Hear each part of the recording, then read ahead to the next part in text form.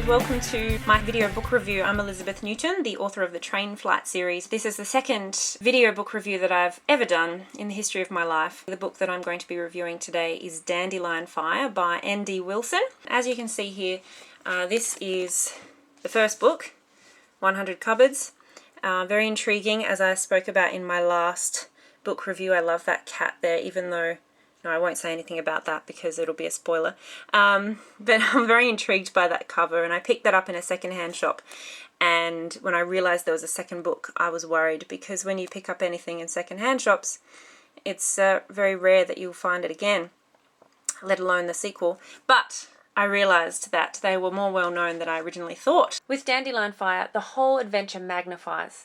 It gets very exciting, the climax is building, and the secrets we discover alongside Henry, the main character, are very exciting. My top tip would be to read this book pretty soon after 100 Cupboards. Make it the next book that you read. I made the mistake of leaving it far too long, and I found it hard to pick up where I left off. Wilson doesn't really do a lot to help you in that situation. He assumes you have read it straight away. But that's okay, it's meant to be a continuing series. One of the things I really enjoyed about book one was the relationship and interaction between Henry and his cousin Henrietta. Those two characters, when exploring and solving problems together, was very entertaining for me, the way that they were written and their dialogue. However, that is missing in this book, simply because they actually get split up for most of the story. Also, at times I found it hard working out what was going on. I had to really concentrate while reading, because some of Wilson's imagery, although amazing and really, really creative, sometimes it's just a little bit too cryptic for me. As a writer, I know it's very important to show and not tell, but sometimes it just felt like Wilson was going a little bit too far with that.